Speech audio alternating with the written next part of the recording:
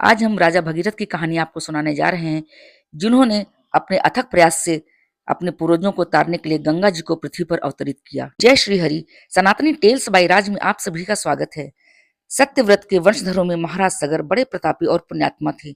संपूर्ण भूमंडल में उनका राज्य फैला हुआ था। बड़े बड़े शूरवीर और राज्याधिकारी भी उनके समक्ष मस्तक झुकाते थे। कहते हैं महासागर सगर के 60,000 पुत्र थे। महाराजा सगर का राज्य जब संपूर्ण भूमंडल पर फैल गया तो उन्होंने अश्वमेध यज्ञ का आयोजन किया। यज्ञ का घोड़ा छोड़ा गया। सगर के 60,000 पुत्र घोड़े की रक्षा के लिए उसके पीछे पीछे चलने लगे। महाराज सगर ने जब अश्वमेध यज्ञ की रचना की तो इंद्र के मन में ईर्ष्या उत्पन्न उठी। उसने मन ही मन सोचा, यदि सगर का अश्वमेध यज्ञ पूरा हो गया तो वो मेरे बराबर हो जाएंगे, अतः इस यज्ञ को पूर्ण नहीं होने देना चाहिए। इंद्र ने यज्ञ में विघ्न डालने के उद्देश्य से यज्ञ के घोड़े को चुरा लिया। उसने यज्ञ के घोड़े को ले जाकर उस जगह बांध दिया जहां कपिल मुनि का आश्रम था और जहां वे तप में संलग्न थे। आजकल उस स्थान को गंगा सागर कहते हैं। इंद्र ने जब घोड़े को चुरा लिया तो घोड़े की रक्षा के लिए नियुक्त सगर के 60,000 पुत्र उसकी खोज करने लगे। वे सभी घोड़े की खोज करते हुए उस स्थान पर जा पहुंचे जहां कपिल मुनि तप में निमग्न थे। यज्ञ का घोड़ा मुनि के पास ही बंधा था। सगर के पुत्र ने सोचा, हो ना हो यही मनुष्य घोड़े का चोर है। घोड़े को चुराकर अब मुनि का ढोंग करके बैठा हुआ है। फलतः सगर के पुत्र मुनि के प्रति अपशब्दों का उच्चारण करने लगे। सगर के पुत्रों के अपशब्द सुनने से कपिल मुनि के हृदय में क्रोधाग्नि उत्पन्न हो उठी। उन्होंने आंख खोलकर क्रोध से सगर के पुत्रों की ओर देखा। आश्चर्य! सगर के सभी पुत्र मुनि की क्रोधाग्नि में जलकर भस्म हो गए। कुछ देर पूर्व वहां 60,000 राजकुमार खड़े थे, वहां अब भस्म का ढेर खड़ा हो गया। महाराजा सगर ने अपने पुत्रों की बड़ी खोज कराई, किंतु कहीं कुछ भी पता ना चला। महाराजा सगर की एक दूसरी रानी और थी, उसका नाम केशनी था। महाराजा सगर के स्वर्गवासी हो जाने पर केशनी के पुत्र असमंजस ने अपने पितरों का पता लगाने का प्रयत्न किया, किंतु उसे भी सफलता प्राप्त नहीं हुई। तदुपरांत असमंजस के पुत्र अंशुमान तथा अंशुमान के पुत्र दिलीप ने भी इस दिशा में बड़ा प्रयत्न किया, किंतु उन्हें भी सफलता प्राप्त नहीं हुई। दिलीप के पुत्र का नाम भगीरथ था। भगीरथ बड़े प्रतापी और पुण्यात्मा थे। संपूर्ण घटना का विवरण सुनने के पश्चात उन्होंने दृढ़ प्रतिज्ञा की कि चाहे जो भी हो वे अपने पितरों का पता लगाकर ही रहेंगे। भगीरथ रथ पर सवार होकर अपने पितरों का पता लगाने के लिए राजधानी से निकल पड़े। भागीरथ इधर उधर घूमते हुए कपिल मुनि के आश्रम में पहुंचे। आश्रम के बाहर मुनि तप में निमग्न थे। यज्ञ का घोड़ा उनके पास ही बंधा हुआ था। कपिल मुनि के पास यज्ञ के घोड़े को देखकर महाराज भागीरथ ने सोचा, हो ना हो उनके पितर यहाँ आए होंगे। वे बड़े ही साधु प्रकृति के मनुष्य थे। वे अपने पितरों का पता लगाने के लिए कपिल मुनि की प्रार्थना करने लगे। महाराज भगीरथ की प्रार्थना से कपिल मुनि प्रसन्न हुए। उन्होंने आंखें खोलकर भागीरथ को देखा और प्रसन्न मुद्रा में कहा, वत्स, तुम्हारी सज्जनता से मैं तुम पर प्रसन्न हूँ। तुम्हारे पितर अपने बुरे आचरणों के कारण मेरी क्रोधाग्नि में जलकर भस्म हो गए। यह जो ढेर दिखाई पड़ रहा है उन्हीं की भस्मों का है। यदि तुम इनका उद्धार करना चाहते हो तो तुम्हें स्वर्ग से गंगा जी को पृथ्वी पर लाना होगा। गंगा जी के पवित्र जल के स्पर्श से ही तुम्हारे पूर्वजों का उद्धार हो सकता है। कपिल मुनि द्वारा अपने पितरों का हाल जानकर महाराज भागीरथ को बड़ा दुख हुआ। उन्होंने मन ही मन प्रतिज्ञा की कि भले ही उनकी सांसें क्यों ना टूट जाएं, किंतु वे अपने पूर्वजों की सदगति के लिए गंगा जी को स्वर्ग से पृथ्वी पर अवश्य लाएंगे। महाराज भागीरथ राज्य का प्रबंध मंत्रियों को सौंपकर हिमालय के प्रांगण में जाकर तप करने लगे। वे अन्न जल छोड़कर कठिन तप करने लगे।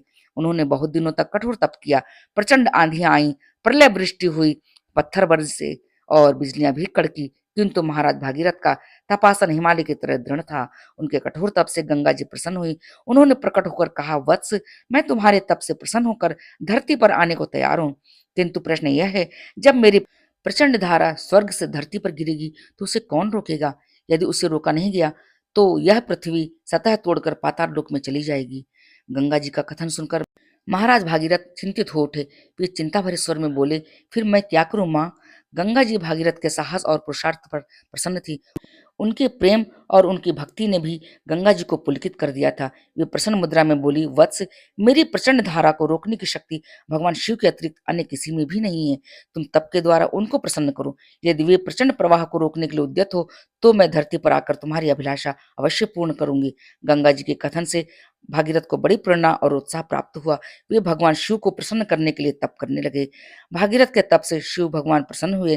उन्होंने भागीरथ से कहा, मैं गंगा के प्रचंड धारा को अपने सिर पर लेने के लिए तैयार हूँ। जब शिव गंगा की प्रचंड धारा को अपने शीश पर लेने को तैयार हो गए तो गंगा जी हर हर शब्द करती हुई स्वर्ग से चल पड़ी। गंगा जी स्वर्ग में मंदाकिनी के नाम से प्रवाहित होती थी। कोई कोई कहता है गंगा जी ब्रह्मा जी के कमंडल से निकली हैं। इसके विपरीत किसी का कथन है कि गंगा जी भगवान विष्णु के पैरों के नख से निकली हैं। जो भी हो, गंगा जी धरती को ओर चल पड़ी। भगवान शंकर अपने दोनों पैरों को जमा कर धरती पर खड़े थे। वे आकाश की ओर देख रहे थे। उनकी जटाएं खुली हुई थी। गंगा जी भगवान शंकर के मस्तक पर गिरकर उनकी जटाओं में प्रवेश कर गईं। उनकी एक बूंद भी धरती पर नहीं गिरी। गंगा को भगवान शिव की जटाएं इतनी प्रिय लगी कि वे पृथ्वी पर आना ही भूल गईं।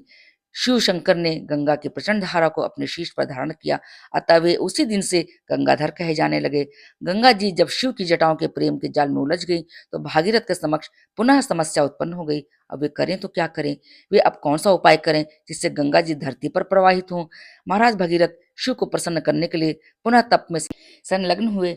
उन्होंने पुनः बहुत दिनों तक तप किया, तरह तरह के कष्ट भी उठाए। उनके तप से भगवान शिव प्रसन्न हुए। उन्होंने गंगा जी को अपनी जटाओं से मुक्त कर दिया। फलतः गंगा जी हर हर शब्द करती हुई प्रवाहित हो उठी। वे हिमालय के गोमुख से बाहर निकलकर धरती पर प्रवाहित हो उठी। उनका प्रचंड प्रवाह पत्थरों को तोड़ता हुआ, बड़ी बड़ी शिलाओं को पीसता हुआ बहने लगा। कुछ दूर आगे जाने पर एक मुनि की कुटिया थी। गंगा जी अपने प्रचंड प्रवाह में उनकी कुटिया को भी बहा ले गईं। इससे मुनि क्रुद्ध हो उठे। उन्होंने गंगा जी की गति को अवरुद्ध कर दिया। कुछ विद्वान ऐसा भी कहते हैं मुनि ने गंगा जी को अपने कमंडल में भर लिया। जो भी हो, महाराज भगीरथ पुनः संकट में पड़ गए। मुनि को प्रसन्न करने के लिए उन्हें पुनः तप करना पड़ा। उनके तप से प्रसन्न होकर मुनि ने गंगा जी को गति प्रदान कर दी। यह भी कहा जाता है कि उन्होंने गंगा जी को अपने कमंडल से बाहर निकाल दिया। गंगा जी छलछला कर बहती हुई प्रस्तर खंडों को तोड़ती हुई बंगाल की खाड़ी की ओर चल पड़ी। गंगा जी को दूसरी बार मुनि के द्वारा गति प्राप्त हुई थी, इसीलिए वह उसी दिन से जन्म तनया या जानवी कहलाने लगी। एक लोक कथा के अनुसार आगे आगे महाराज भागीरथ घोड़ा दौड़ाते हुए और पीछे पीछे चली गंगा जी। जिन जिन मार्गों से महाराज भागीरथ आगे बढ़ने लगे, उन्हीं उन्हीं मार्गों से होकर गंगा जी बहने लगी। महाराज भागीरथ गंगा जी को उस स्थान पर ले गए जहाँ कपिल मुनि के आश्रम के पास उनके पूर्वज भस्म के ढेर बने हुए थे। गंगा जी के पवित्र जल के स्पर्श से उनके पूर्वजों का उद्धार हो गया और वे स्वर्ग को चले गए। जो भी हो, गंगा गोमुख से बाहर निकलकर हजारों किलोमीटर दूर बंगाल की खाड़ी में जाकर समुद्र में मिल गई। वे जिस स्थान से समुद्र में मिली उसे आजकल गंगा सागर कहते हैं, जहाँ कपिल मुनि का मंदिर आज भी बना हुआ है। प्रतिवर्ष मकर संक्रांति के दिन लाखों श्रद्धालु वहां जाते हैं और गंगा सागर में स्नान करते हैं, कपिल मुनि का दर्शन करते हैं और गंगा अवतरण की इस कथा को कहते और सुनते हैं। व्यास जी के अनुसार जो मनुष्य प्रेम से गंगा अवतरण की कथा को सुनता है और कहता है, वो तीनों प्रकार के तापों से मुक्त हो जाता है।